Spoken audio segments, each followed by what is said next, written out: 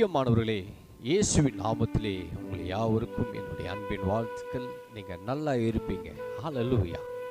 ஆண்டவர் இன்னைக்கு நம்மோடு கூட அவளோடு பேசும்படி எத்தனை பேர் காத்திருக்கிறீங்க? ஹல்லேலூயா. கர்த்தர் உங்களோட பேசுவார். ஆமென். கர்த்தருடைய ஆவியானுடைய பலம். சிம்சோன், கர்த்தருடைய ஆவியானவர் சிம்சோன் மேல் இருந்தார். அது பலமாயிருந்தாராம். ஹல்லேலூயா. நியாயாதிபதிகள் புஸ்தகம் 14:4-5 வசனத்தை நான் வாசிக்கிறேன். அப்படியே சிம்சோன் அவன் தாயும் தகப்பனும் திம்னாத்துக்கு போக புறப்பட்டார்கள். அவர்கள் திம்னாத் ஊர் திராட்சை தோட்டங்கள் மட்டும் வந்தபொழுது, இதோ கெர்ச்சிக்கிற ஒரு பாலசிங்கம் ஒன்று அவனுக்கு எதிராக வந்தது. அப்பொழுது கர்த்தருடைய ஆவியை அவன் மேல் பலமாய் இறங்கினதுனால் அவன் தன் கையில் ஒன்றும் இல்லாதிருந்தும் அதை ஒரு ஆட்டுக்குட்டி கிழித்து போடுகிறது போல் கிழித்து போட்டான். என் அன்பு தேவ பிள்ளைகளே, சிம்சோன் மேல் ஆவியானவருடைய பலம் இருந்ததினாலே கெர்ச்சிக்கிற சிங்கத்தை ஒரு ஆட்டை போல அவன் கிழித்து போட்டான். அப்ப எப்படிப்பட்ட ஒரு பலமா இருந்ததா? இது கர்த்தருடைய ஆவியானுடைய பலம்.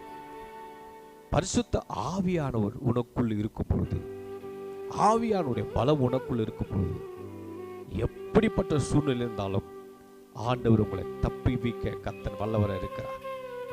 ஹல்லேலூயா.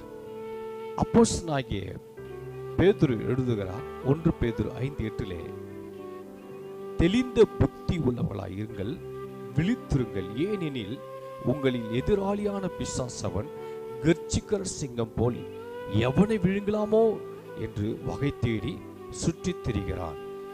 ஆமென். என் அன்பு தேவ பிள்ளைகளே, இந்த சிம்சோன் எதிர் வந்த இந்த பாலசிங்கம் எப்படியாவது அவனை அழிக்கலாம் என்று நினைத்த பொழுது, ஆனால் அவனுக்குள் ஆவியானவர் இருக்கிறது அந்த பாலசிங்கத்துக்கு தெரியாது. ஆனால் ஆவியானவர் அவனுக்குள் இருந்ததுனாலே ஒரு பாருங்க எப்படி அந்த ஆட்டை போல கிழிச்சு போட்டா என்று அந்த வசனம் அழகா சொல்லுகிறது.